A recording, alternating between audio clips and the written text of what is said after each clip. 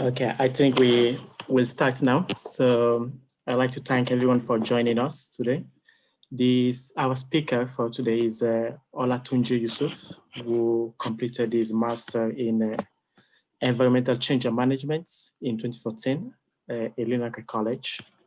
Olatunji is from Nigeria, but is currently the a senior climate change specialist within the Global Practice Directorate of the Islamic Development Bank Group.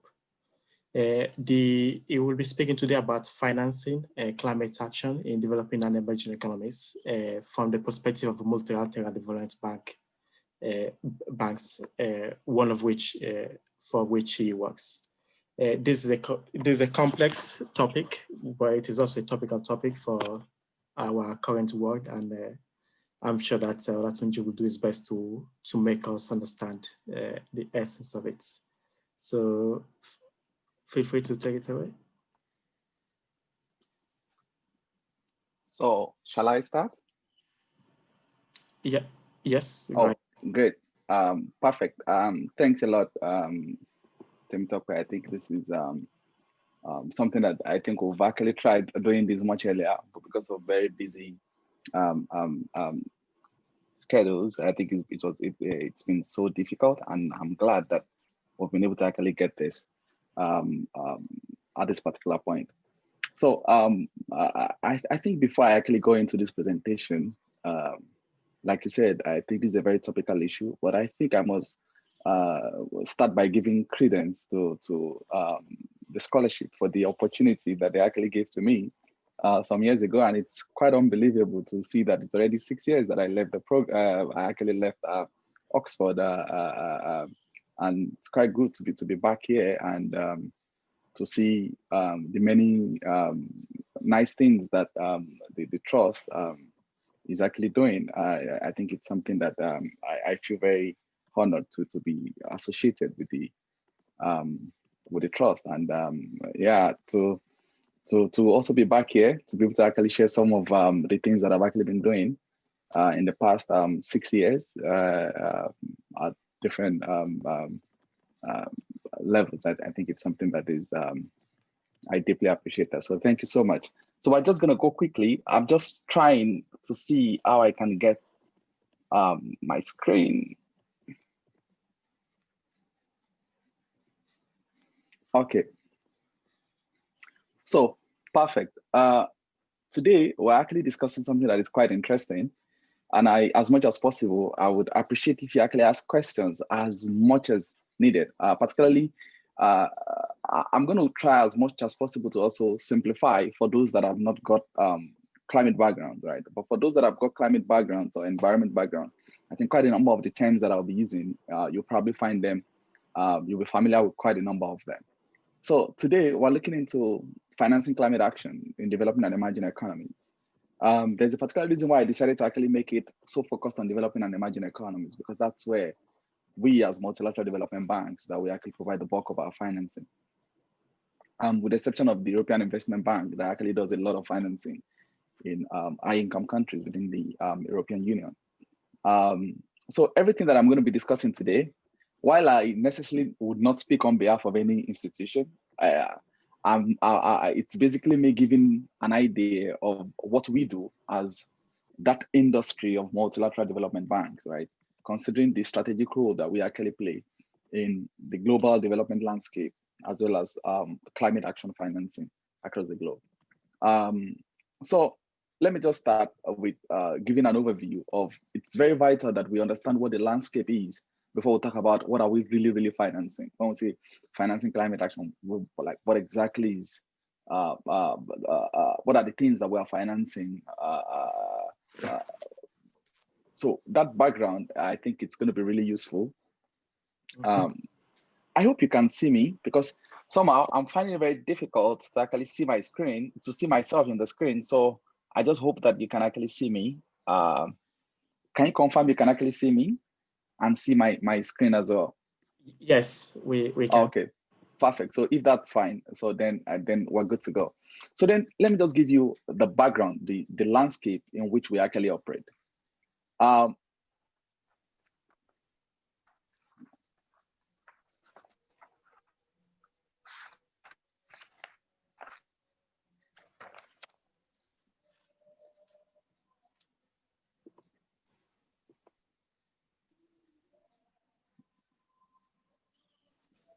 So let me just give you the background in which we actually operate. Sorry. Yeah. So the question that we would typically ask is that why do we really need to actually address climate change? Why do we actually have to actually invest a whole lot of money to actually address climate change? If you look at this particular slide that we actually have up here, it's actually showing the global risk landscape. As at the beginning of this year, this was before the pandemic became what we currently are going through, which is the global pandemic, before it actually came into full force, right? This report is actually an annual report that is released by the World Economic Forum. And if you look at the right-hand side of this quadrant, on the right-hand side of the slide, you'll see that most of the big risk that the world actually faces are around things around climate action failure, climate extreme situation, extreme weather event, natural disaster. You also see that things around biodiversity loss, there are some of the big issues, and human-made environmental disaster. There are some of the very big issues that the world actually faces. And in fact, if you look at the left-hand side or the upper part of the quadrant, you'll see that infectious disease is also a very big risk, but it's not as important as climate action failure, biodiversity loss, extreme weather event, natural disaster, and things like that. It's not because it's not important, but because we thought we actually had good health system that could actually address some of these big health-related issues. But then what we also do know that these environmental disasters do have linkages with whether it's health system, whether it's food system, whether it's water system, whether it's even migration, like we've seen in most part of the Sahel, where people are actually moving as climate refugees down to Europe, right? Where the difficulty in actually making a living from those environments where they've typically actually made a living, and now they've had to move to look for greener pasture elsewhere. So, but then when you look at the current pandemic that we're actually facing, infectious disease, in like 3 sessions that we had on this, what's it called? Through this program, there was a discussion that we would talk about wildlife and things like that. And there was a question that was posed around, we do know that there's an increasing evidence that we do have about the zoonotic source of the pandemic, the COVID-19 pandemic that we actually face today. And when you look at that, one of the key drivers is actually the unsustainable use of wildlife. And that's where you actually find biodiversity loss. So you can find some linkages to an extent, even among some of those high environmental failures that we talked about. So depending on the way you look at it, the interconnection and the linkages is actually quite high. And that's why it's so important that regardless of the way you look at it, when you look at the risk landscape of the world, you cannot actually talk about them without talking about some of those high burning environmental issues that the world actually faces today. So then the question is, what are we doing as a global community, as individuals, as nations, as regions, as political blocs, to actually address some of these issues? The year 2015 was a significant year for everything that has to do with development, that has to do with climate, that has to do with financing development, and has to do with financing climate action. In fact, we call this year the year for all development agenda, because one, there were several events that actually happened. The first event that happened was in Addis, right? It was at these events that we actually came up with that phrase where we talk about from billions to trillions, that development banks and development stakeholders, they've typically looked at development as we know that the financing need is huge, but then the financing need that we actually knew were in their billions, right? Not in their trillions. But then with studies actually done in the build up to that work, to that conference that actually held in Addis Ababa, we realized that the needs for different aspects of development is actually enormous. And we need trillions of dollars annually, not billions anymore, but we need to move to the, and today, why in the trillions? I think we actually spend about $2 trillion every year on development, not MDBs, I mean globally with government, private sector players, development, all actors. So you find about two trillion globally on that. But then we actually also had an event that actually changed the entire landscape for development, which was the Sustainable Development Goal that came on board in September of 2019, of 2015, sorry.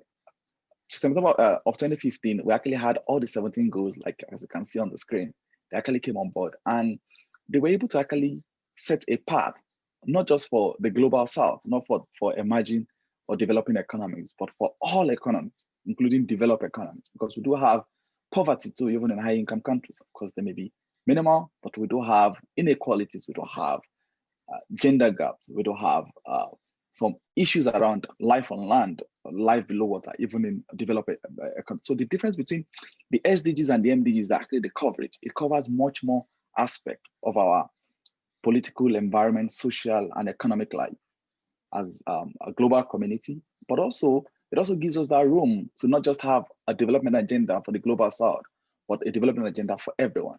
So everyone could resonate with it. And that's the reason why it became widely popular among all countries of the world.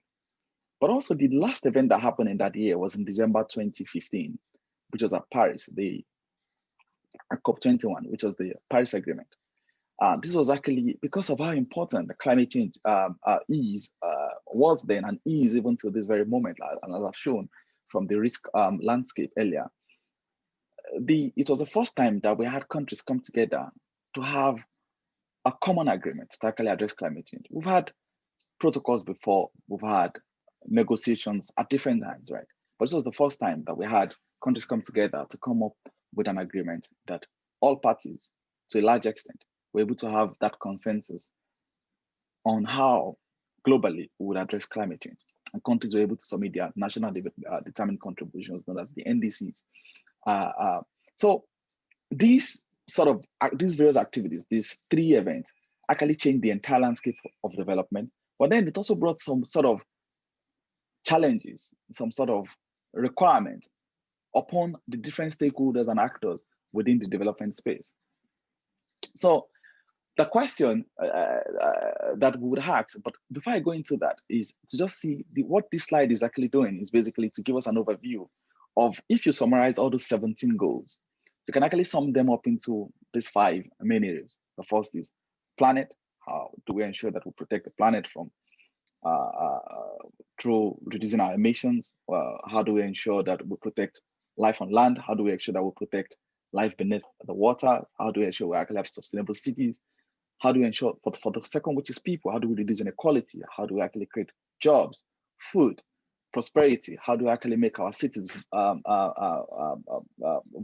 How do we make our cities thriving cities? How do we make our cities competitive cities? How do we make economic activities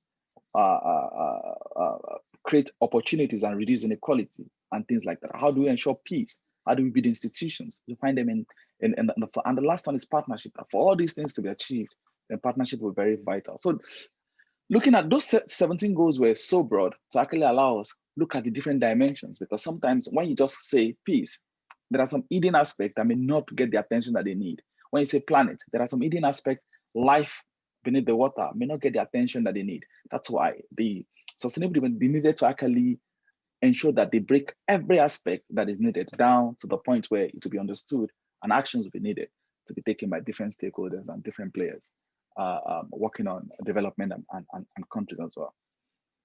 So with this understanding of those different events that happen, so there was the role that development banks like my bank and all the other development banks needed to play in helping countries actualize this. So I am so sure that everyone in this call, you have a stake in at least one of these banks. That I'm sure you're familiar with one of these names. So all these are multilateral development banks. There are other multilateral development banks, but that may not necessarily be within this body of work that I'm discussing. But largely, these are the main global multilateral development banks. And you must have heard something about one of them. But one thing that might interest you is that everyone on this call has a stake in at least one of these banks. So then for these banks, it was a big call on them on how do we ensure that we actually finance these goals? How do we ensure that in our strategy? Of course, the mandate of these banks is mainly to reduce poverty, reduce inequality, help countries actually actualize their development objectives and goals. And those sort of, and then you find all of them enshrined within the sustainable development.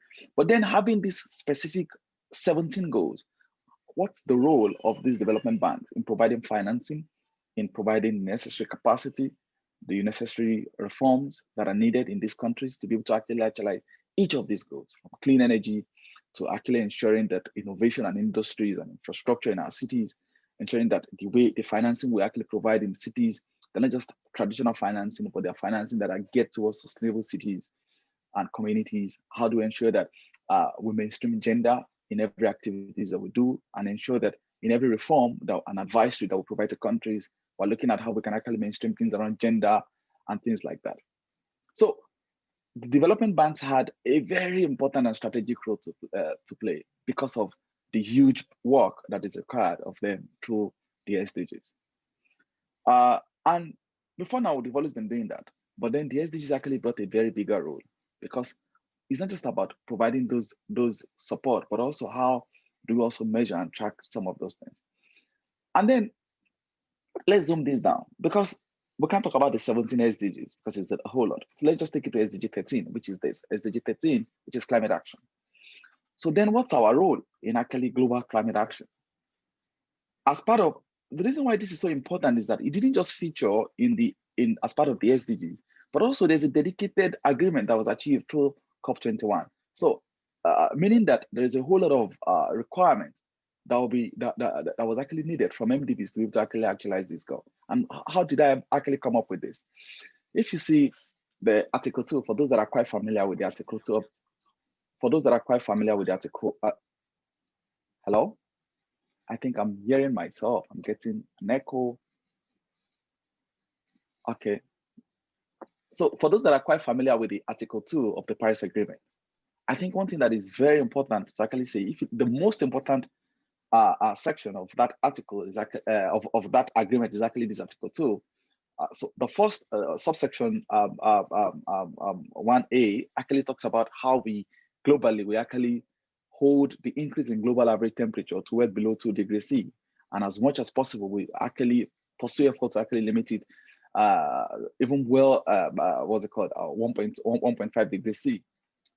This is an aspect. The other aspect talks about building resilience and actually helping countries and nations of the world adapt to the adverse effect of climate change.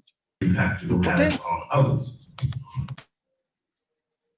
So, and because of how important this is, the agreement, there was that common understanding that we will not be able to achieve this without having financial flows that are actually consistent with these two goals. And that's why in that same agreement, when you look at C, that's what's it called, section 1C, it talks about making financial flows consistent with the pathway towards low greenhouse gas emissions and climate resilient development. So this was a big call on multilateral development banks to ensure that every financing that they actually provide, they're actually consistent with that pathway that support low greenhouse gas emission and climate resilient development. Of course, understanding that countries have got different national circumstances and ensuring that actually will reflect equity and that principle of common but differentiated responsibilities in the overall discussion in terms of the financing that we provide. We're not going to penalize a country that is actually still developing the same way we're actually going to penalize a country that has already developed and then still actually using some unsustainable ways of development. So it's basically helping countries that have got less capacity to be able to actually address some of these issues on the basis of their own national circumstances. So then the question is, what exactly is then the role of multilateral development bank? So in line with this guiding principle of making financial flows consistent with the pathway towards low greenhouse gas emission and climate resilient development, then multilateral development banks, there was a call on us to actually support with more technical assistance to develop tools and methodologies, which we've done the last 5 years, and some of them we're actually still developing. And also because we are development banks and our first and foremost priority is development, how then do we ensure that with our development intervention, we're also actually able to have combined benefit, which is the whole idea of co-benefits, while we're solving developmental needs, but we're also able to actually help countries achieve their climate objectives.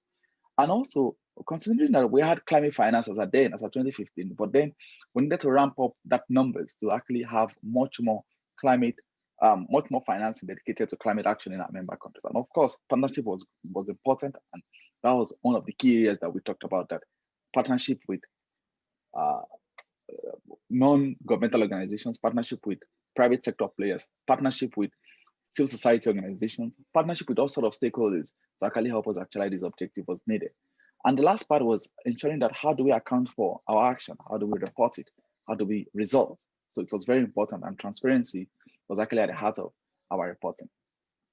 So these are some of the things that came up as the requirement for multilateral development banks in actually ensuring that financial flows coming from these institutions, bearing in mind that these institutions are owned by all these countries. These institutions are not owned by themselves. They are owned, the shareholders are the countries. They own it. And because they own it, it's part of their mandate to actually do the bidding of all the countries that actually own these institutions. And that's why, because the Paris Agreement is actually the plan of countries, and it was needed, it was required of these development banks to be able to actually align themselves with the requirement of the countries signing the Paris Agreement. And that was what came up, brought about many of these activities that we actually have here. Now, when you look at the landscape as of 2015, as at the year the Paris Agreement was actually achieved, you will realize that there have been prior negotiations. For instance, the Cancun Agreement. The plan was that by this year, we would have about 100 billion annually committed to climate finance. Hopefully, by the end of this year, let's see what we're able to achieve with that. Also, we also do know that looking at the plans that all the countries actually submitted, the requirement was that we would need about 1.477 trillion annually to actually fund mitigation activities as stated in the NDCs of all the countries that submitted their NDC plan. Also for adaptation, we realized that about 1.4 trillion will be needed to be able to do this. But also when you look at the available climate finance flow that we actually had as of 2015, we had about 437. And the bulk of them actually came from private sector players. Public institutions like countries and even ourselves as public development banks provided far less. Of course, we do know that private sector will always provide more, and that's more reason why we work to always ensure that we bring in more private sector players. Bearing in mind that development banks are just about 8 of us, right? So with this understanding, what exactly is the landscape of climate-related activities that and climate finance architecture about 3-4 years ago? The main providers of climate finance, largely, aside from, there are a whole lot of players there. You find country stakeholders like Annex 1 countries, like the way we have Canada, US, Germany, mostly the OECD countries, providing climate finance directly through certain platforms that they have or funds that they have, like the DFID, which has now changed now, and say the USID, the US government. We have GIZ, quite a number of us are actually familiar with GIZ, JICA from the Japanese government. But then these are bilaterals owned by government of countries, right? But then we have those multilateral institutions where you have, what's it called, like the GCF, the Green Climate Fund, the Global Environment Facility. We have the adaptation funds that have specific mandates to actually provide financing to actually address some of these climate-related issues. But then we also have this list is actually quite old because it's, but it gives an idea of some of the things that we're actually talking about here. But then we have regional funds, right? We have like the Amazon fund dedicated to actually keeping the Amazon rainforest standing and things like that. So a whole lot of different funds. Just to give you an idea of, there are multiple players at different level, regional, subnational, national players, private sector players, and things like that. But then when you look at the amount of financing flows that we've actually had from 2013 to date, we see that there's a lot of progress that we've made. And we have a lot of players coming from the private sector, putting resources into actually this in climate-related activities in different part of the world in which they actually provide financing. Then the question you typically ask is that, so what then is the role of multilateral development banks? What's our role? What do we really do in actually contributing to this? If you look at our financing from 2015 to date, you see that it's actually grown. For instance, in 2015, we actually had about 25 billion USD dedicated to climate finance. This is not our total financing. This is the financing that comes from our overall development financing that is dedicated to climate-related activities. as of August this year, we actually did our most recent report, which is our climate finance report for 2019. And we had about 61 billion. So you can see that we've been able to jump from that amount. So looking at the global landscape, MDBs typically provide about 10% of the total global climate finance globally. But then you ask that we provide just 10% of the total global finance. So then why are we so important in this overall scheme of things? Why MDB so vital in actually helping mobilize climate finance globally? There are a lot of reasons for that. MDBs actually they play a very strategic role in financing climate action in developing and emerging economies. For EIB, even in developed economies, particularly within the European Union. But for all the other MDBs, we also provide financing in high-income countries, but the bulk of our financing, they do go to emerging and what's it called, developing economies. So, but then you would ask that, why then do MDBs, they are most preferred and they play that strategic role when it comes to providing climate finance to member countries? I think one of the key things that is important to actually state here is that MDBs actually have established systems. They've been in this business for decades, right? Some MDBs are as old as 70 years. Some are as old as 40 years. On average, you will find a whole lot of MDBs that have been in operation for decades, right? So that long year of international development experience is so vital. And aside from that, is actually the systems that we have established systems. So this, the due diligence system that you typically don't find in private sector and in commercial banks, you'll find them in MDBs, right? And that's why most times, even private sector players do use MDBs as implementers of some of their interventions when they provide their financing. And because, of course, MDBs are industry leaders when it comes to providing development finance, whether it's climate or non-climate related. But also is the fact that concessional financing, there are a lot of highly competitive financing rates that you get from development banks that you will not get in commercial banks. And aside from the fact that you get very cheap money coming from these banks, is the fact that there are a lot of instruments. For instance, we have COVID-19, we have COVID bond that is coming, that we have actually coming from MDBs, right? So we have a whole lot of different instruments that are tailored. We have policy-based lending, which I'm going to show later. We have, aside from loans, right, there are tens of instruments that MDBs can actually generate based on the context and the needs of the member country or the client that we actually serve. And also is the fact that that resource mobilizing power is always there. When you see private sector players going into a deal, you'll see some of them having preference that when we have an MDB on board, then it gives us more confidence of the process, of the transparency and things like that. But aside from those two, constitutional financing and the established system, is also the fact that countries do like long-term strategic partnership, right? MDBs, they are owned by these countries. So it's not a business of, okay, I'm here for 5 years and I'm going to be out after 5 years. I'm going to be here for the long haul, right? So because the banks are owned by these countries.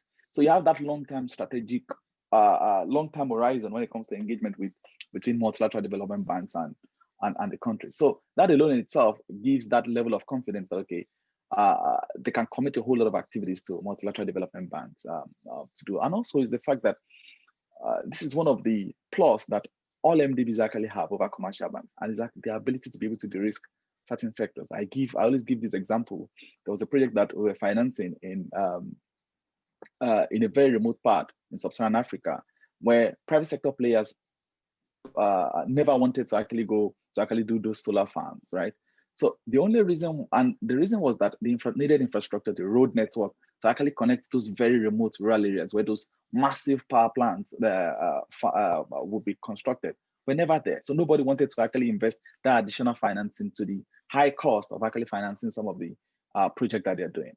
So we played that role of de-risking that particular sector by providing the needed infrastructure to set the ground for all private sector players that came. So aside from the fact that you've got cheap money coming into the country, of course, this cheap money is limited because it's actually resources coming mainly from the member countries, right? All the member countries to support member countries also. So it's like a resource pooling platform, but something like that, mainly. People bring their resources and then it's actually used to help a common cause among member countries that are unable to actually meet some of their development obligations.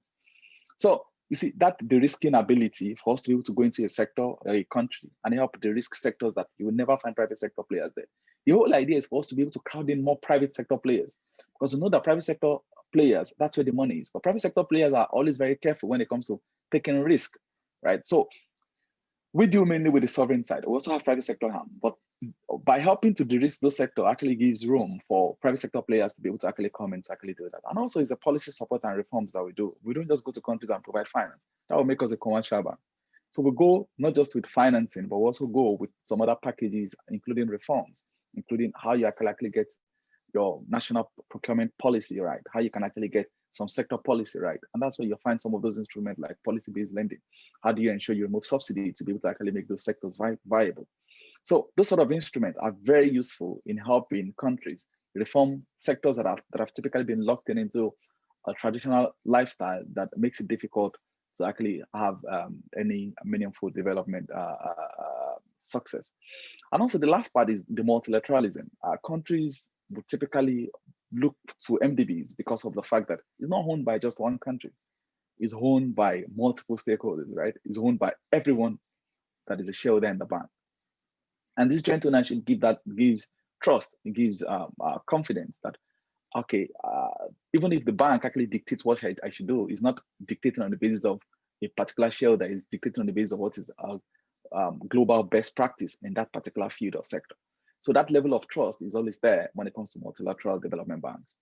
And the last thing is that because we are always scrutinized by the public, because we are public institutions, we are owned by these shareholders, the countries that are shareholders. So there's a lot of public scrutiny, even in the amount of financing that we provide to address climate change. Every year, we get a whole lot of NGOs coming after us as MDBs on how much we're actually dedicating to addressing some very vital development issues that is top on the agenda of our member countries. So these are things that will always make countries to always want to typically prefer, but it's just a nutshell of some of the things that you typically get. As I said earlier, that these are some of the instruments that we sometimes use. There are a whole lot of them, but these are the typical ones that we use for climate finance, from line of credit to green bonds to policy-based lending, and a whole lot of them, working capital, depending on what is actually suitable for the client. And if you look at our report that came out in August, it said the bulk of our finance actually went to investment loan, and then we have policy-based financing. Not all MDBs do policy-based financing, but a significant of MDBs actually do, and lines of credit and things like that. But I'm going to skip this quickly just to go. And you asked, where do these monies actually come from? So the whole idea is this, right? So I said earlier that our primary objective is development, right? But then how do we ensure that we take development beyond just development? And that's where the whole idea of co-benefit actually comes in. For instance, if we actually build a public transport system in a country, it's not just actually helping ease mobility, but it's also helping reduce carbon emissions, right? And the amount of money that we allocate to those sort of financing, aside from the development benefit that comes with them, but also the climate benefit that comes. So that's the amount that is classified as climate finance. And we do this in all of our members. And that's where you get many of these numbers when we talk about climate finance and things like that. For instance, if we're actually investing in clean energy, so the amount of money that we allocate to actually solve that, the commitment that we actually make to do that is exactly what we do, what we actually use. And I will call them climate finance in our reporting. And you find them in all series of our reports. These are our annual reports. I just decided to put for the last 3 years. So you can find as far as 2011 of this report by MDBs that we actually jointly report our commitment to actually address climate action in developing and emerging economies. But then we've done this for close to a decade now. Then the question is, we realize that there is more to just providing climate finance. Climate finance is good, but it's not just the only thing, and there is much more that countries need to actualize their climate ambition and Paris Agreement goal. And that is why MDBs thought that beyond just climate finance, we need to start thinking about activities that are transformational. We want to actually transform our health system. We want to transform our energy system. We want to transform our food system. We want to transform our city. We want to transform our transport system, mobility in urban centers.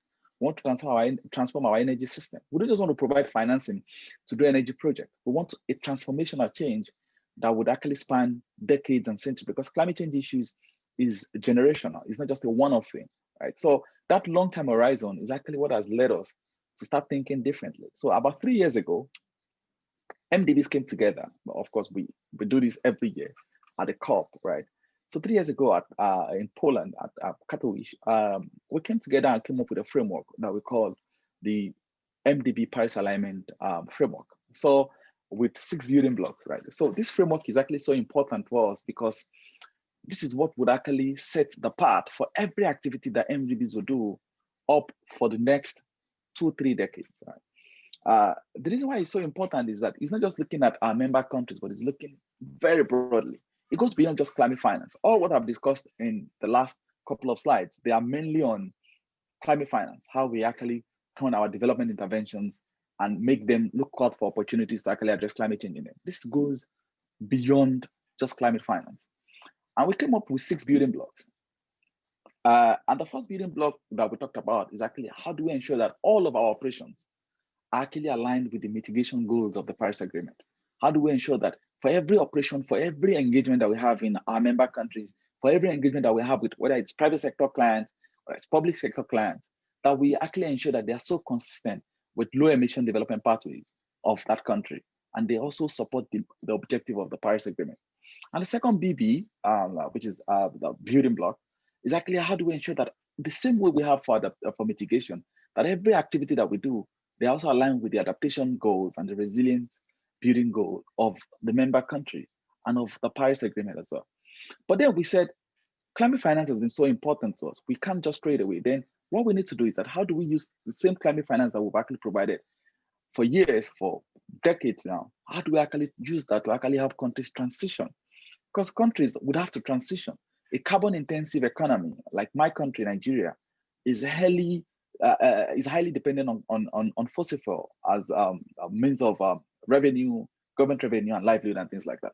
So how do we help a country like Nigeria to actually transition from being a mono economy that depends on oil and gas to a much more robust economy that is able to actually look at more diversified options that what's it called? Price changes as a result of OPEC policies would not always determine when the country is able to eat and not able to eat. So these are the type of thinking that we're actually looking at. That how do we help countries, those activities that are industries that are so dependent on, say, coal, that are so dependent on some unsustainable sources of energy and things like that. How do we help transform that through the climate finance that we currently provide? But then we also know that what is so important that we play strategic role when it comes to long-term strategy in our member countries. So how do we help countries put in place those that do not have, particularly in low-income and least developed member countries? How do we help them to actually develop those long-term strategies that would enable them transform those vital sectors and make sure that they are consistent with the sustainable development goals? Also, because we know that this is so reporting is so important, then we need to develop those tools and methods to be able to actually monitor and track our progress towards actualizing these Paris objectives. And yes, we can actually take question after this particular slide. And the last thing is that we're not just looking at our member countries, but looking at how do we align what we actually do, our own internal activities, our travels, our internal operations, our buildings. How do we ensure that they are also in alignment? Our policies, the policies of the bank, of these respective of all the MDBs, make sure that they are aligned with these with the goals of the Paris Agreement. So let me just stop before I saw a message coming from. Yes, please. Yes, we can actually take questions. We can actually take questions. Thank you so much, Olatunji, for your presentation so far. Sorry, I imagine maybe you had more slides to present, but we have about 15, maybe to 20 minutes to take questions from the members. Maybe I will start while people think. So you mentioned before how each one of us has a stake in one of these multilateral development banks. So I wonder what that exactly means. So is it a case that are you talking about being like taxpayers in a country that owns these banks, or are there other ways to become a shareholder to a multilateral development bank other than being a government? Yeah. Thanks a lot, Timothy. So I think you actually got the answer. So right. So the whole idea is, as citizens of our respective countries, we are taxpayers in those countries, right? For the money that you see in this bank is actually taxpayers' money, and that's why we get that level of scrutiny that we get from the public, because the money belongs to taxpayers, right? So it's the country, they pay their own commitment on the basis of the taxes they receive from their citizens. So whether indirectly, so it's basically the money that you and I, we actually pay as taxes is actually what the countries and our shareholders, they actually pay to actually provide financing for these different projects that we're actually doing in different countries. So you're very right. That's correct. So if there's no way for, say, private entities to become shareholders of a MDB? No. Okay. Unfortunately, no. They are owned solely by government. But we do have private sector hands. We do have private sector arms, like the way we have the International Finance Corporation. We have the ICD in my office. Those guys are actually meant to actually work with private sector players in those countries, but not necessarily having private sector players having shares in those organizations. Yeah. No. So do you see any chance or any kind of like a case or motivation for new MDBs to form in the future, and why would that come to be? Yeah, I think the thing is, in fact, two of the MDBs that you saw there, they're actually the most recent MDBs. The New Development Bank and the Asian Infrastructure Investment Bank. They are the two most recent banks, both of them based in China. One is actually the AIIB, has a lot of shareholders even outside of Asia. Even the UK is actually a shareholder. While that of the New Development Bank is actually owned by BRICS countries like Brazil, Russia, India, South Africa. So the BRICS countries actually. So they are the owners of the bank. So they are really new. So what we're going to see is that the emergence of new big global players like China, like India, like we have the BRICS countries, you continue to see new development banks coming on board. There are a lot of development banks, but the only difference is that some of them are not multilateral. Some of them are just national development banks. Some of them are regional. What's it called? Subnational. Sorry, not subnational development banks that are owned by a subset within a given country, like a region within it. Some of them are national development banks. So the difference between this is that it's basically multiple countries coming together to put resources together to actually address a common objective, whether they are looking at addressing development needs of their member countries or things like that. So we would see as economies in emerging, as countries in emerging economies, they become economically buoyant, and some of these things are strategic. Some of them are strategic in terms of their politics. Some of them are strategic in terms of their economic relevance. As countries, as they become big in terms of their economic strength, then they start to look out for how they can actually put resources together to actually address certain common interests that they do have. So we would definitely still see more development banks come on board, but those things do take time. It's not that easy. It was much easier after the World War II when IBRD was actually constructed. That's the World Bank. There are a whole lot of events that do happen that do lead to the creation of some of these banks. Sometimes maybe we don't live in a world where some of those events would happen, but then what we'll begin to see is the emergence of new economic powerhouse, like we have in China today, like we're beginning to see in India, we're beginning to see in some of those big countries as well. Thank you. Anadia? Yeah. Hi. Thank you for an interesting presentation. I was wondering if you have I don't know, what's your analysis or what do you think, how do you think it's going to affect the fact that the US is not longer part of the Paris Agreement, and that how is that going to affect the finances of the financing of climate change? Yeah, I think that's actually a very interesting question. I recall we actually had a meeting, the MDB meeting last week, Thursday, And I think the good thing was that the signal that we're getting is that we're going to be having the US back with, of course, the election is not final yet, but with the projection that we're actually seeing is about having the Democrats back would mean that we'd have US back on the table. And I think that's a plus for climate action. And honestly, I must say that although it's a big blow to the global climate agenda, because US being one of the key players, no one can deny that the US is actually very vital when it comes to the global climate agenda. But I can say that in the last 4 years, with the current administration in the US, climate agenda is still moving on. Honestly, it's still moving on. But we've also had a whole lot of key players, even at the subnational level, even in the US, like the government of California, from New York. So we've got a lot of non-national players coming from the US, actually playing a very strategic and key role when it comes to climate action. So we are hopeful that US will be coming back based on the statement that was actually made by President-elect Joe Biden. And we do hope that the US will be able to actually take their place when it comes to the global climate agenda. Thank you very much. I think Aaron has a question. Yeah, so thank you for the very interesting presentation. I want to bring up some issue that MDBs have been accused long time of funding maladaptation projects, for example, large irrigation projects in India that in the long run lead into crisis instead of promoting adaptation to climate change. I don't know how you assess the projects that you're going to fund and how you really try to avoid such issues. And then also, you talked something about the policy reforms by the MDBs.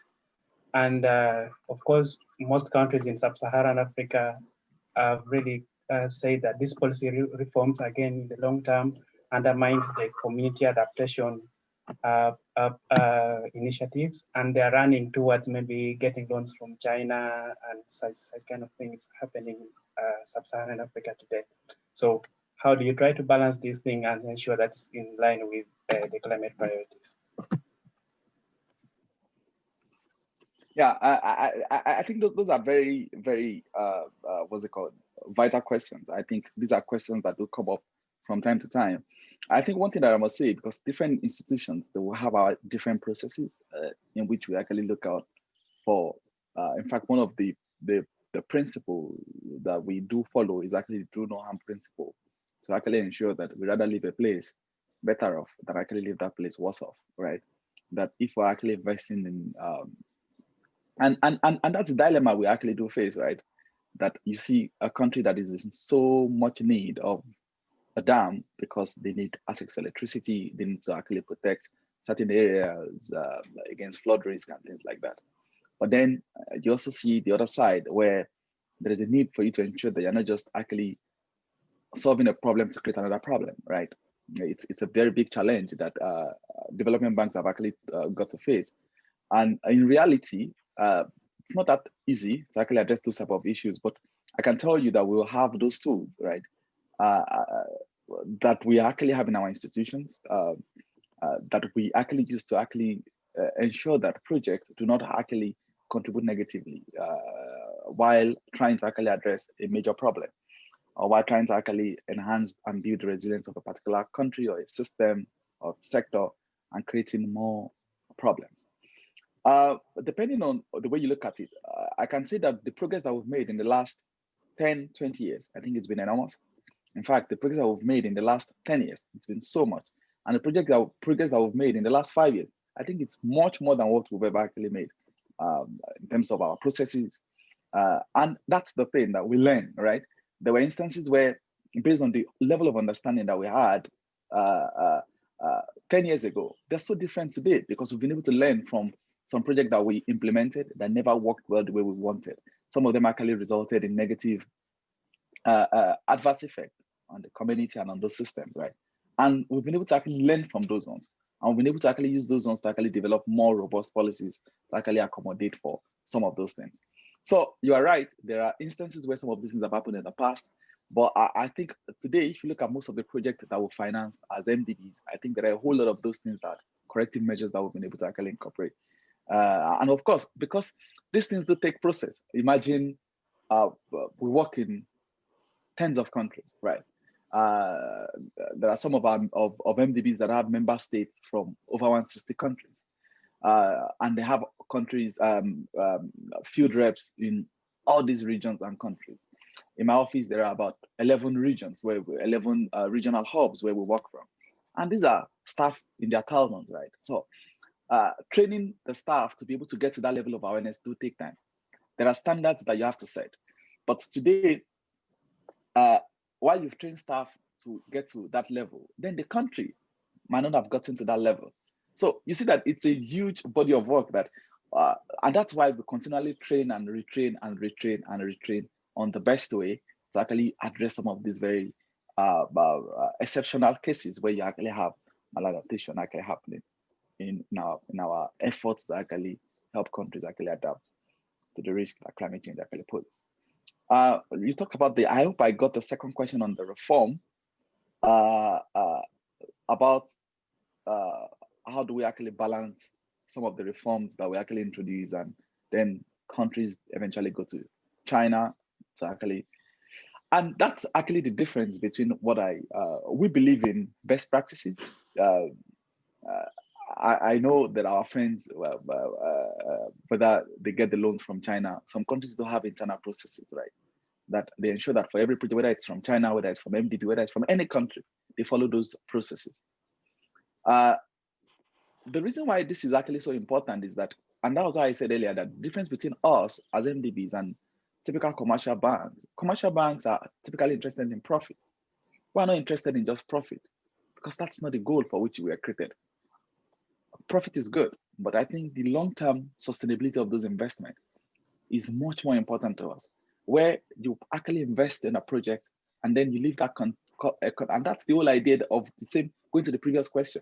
We want to leave a country, a community better off than the way we actually met that community. And those things are the principles that actually guide the way we actually operate. While a commercial bank, whether it's from China or from anywhere, may not want to consider those things the way we would do them. We believe in the principles that we have in place, and they're so important to the mission of our institution, because we know that failure to actually address some of those issues can actually set us far back to where we actually, even worse than where we were before those projects were actually implemented. So sometimes I agree, it can be very difficult for countries to adjust to some of these standards, and that's the reason why as MDBs, we have this context and tailored, you saw those various instruments that I showed earlier. So they are specifically tailored to the needs of those countries and the context of those countries on the basis of their challenges and their capabilities as well. I hope this actually answers the question. Thank you very much. We have time for, I think, one more question. If there's maybe one and a half, while people think, I'll ask one, and then in case we'll stop. So I think you mentioned earlier, kind of like in the second article of the Paris Agreement that had like that sentence about common but differentiated responsibility. Yes, and consistency between like the finance flows and the pathways towards achieving the targets that are codified in the Paris Agreement. So are some of those pathways codified as well? If not, who decides like how those work? Is every country and every investor left to decide whether the pathway is consistent or not? So there are a whole lot of, I think that's a very good question. I think this is exactly the complexity that comes with climate change discussion, right? Depending on who you talk to, people will tell you the different models that they run for different pathways. We know that the target that we're looking at is that we want to actually ensure that we actually we don't go, we want to be well below 2 degrees C when compared to, what's it called? The level of emissions pre-industrial revolution. So that's the target. So the target is there. Then the question is, when you look at our various economic activities, if we look at the business as usual, what we're doing currently today without climate action, where is it leading us to? Is it leading us to a 4-degree C world? Is it leading even to a 6-degree C world? So there are different models that are out there that can actually give you an idea of if we decide to go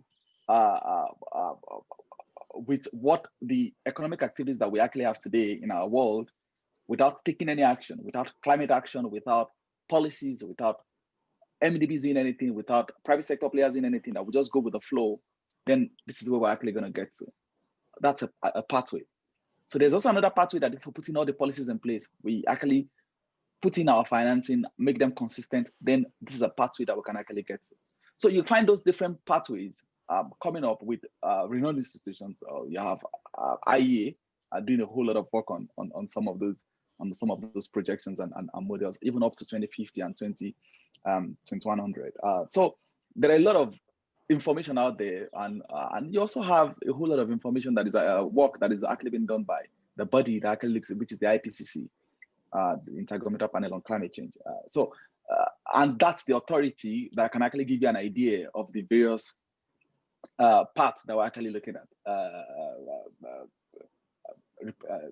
So depending on what you want to work on, as for MDBs, we're actually aligning ourselves with what is actually the Paris Agreement, because that's what our member countries. In the end, we're not here to serve our institution, we're here to serve the countries that we actually represent. And that's very key in every engagement that we actually have. Thank you so much, Olatunji. I think we've come to the end of our time for the day. So thank you for making yourself available, preparing this presentation, and thank you everyone else also for joining and listening. I'll give you a few kind of the chance to kind of say goodbye and to close your intervention for today. But before that, I want to remind everyone that next week we have 2 more webinars coming. So on Tuesday from Pujan Shrestha, we will be speaking on focusing on healthcare in Nepal and in Southeast Asia. And then the day after, on Wednesday, we'll have our largest event yet with all the Louis Dreyfus scholars. But of course, everyone is invited, and we'll be focusing more on the sustainability, food security, some of the issues that are still very much pertinent to the Sustainable Development Goals.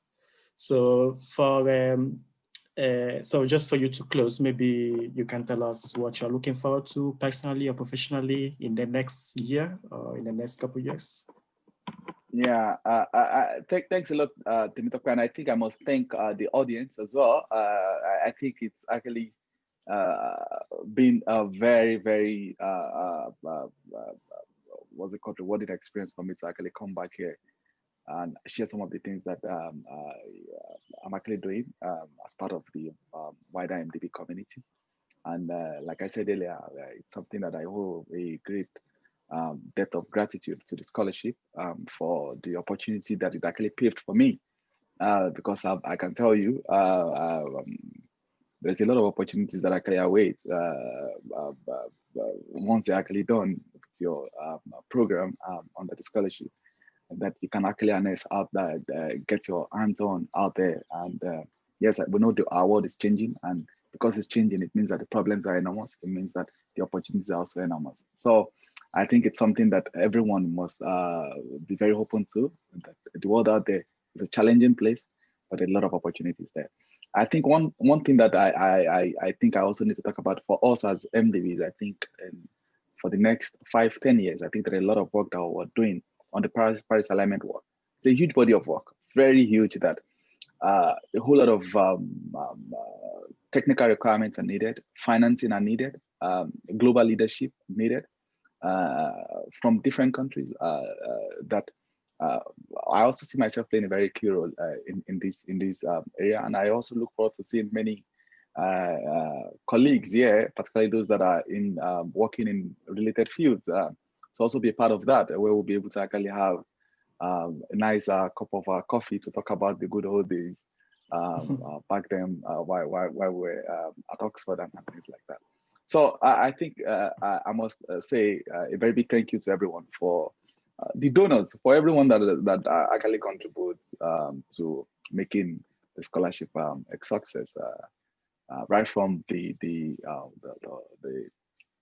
brain behind the scholarship itself, in the person of late Lord Weidenfeld, for his kind heart and heart of generosity. So thank you so very much, and I look forward to continuous engagement with the scholarship. Okay. Thank you very much, and have a good evening.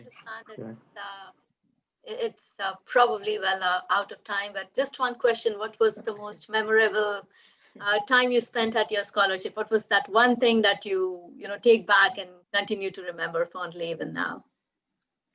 I think that a whole lot of them, actually. There are a whole lot of them, but I think I actually miss those those gowns and dinner that you actually I think there are things that I will always remember. And in fact, if you look at my DP for my Zoom, you actually still find that I still use the picture of those because it's actually at those events that you actually get some very nice and interesting conversation about people, where they come from, even when you're having discussions with some of your professors.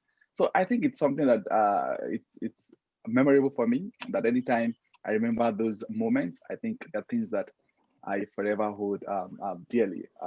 And because those things too, aside from the fact that you are having dinner, but you also they're helping you build that ability to be able to actually relate with people from diverse backgrounds and things like that. You take that to particularly working in an international organization in a multilateral environment where every day you're not speaking with just any people, you're speaking with the top government officials of those countries, and you have to have those type of conversations, sometimes tough ones, and sometimes talking about tough things in a very respectful, nice way.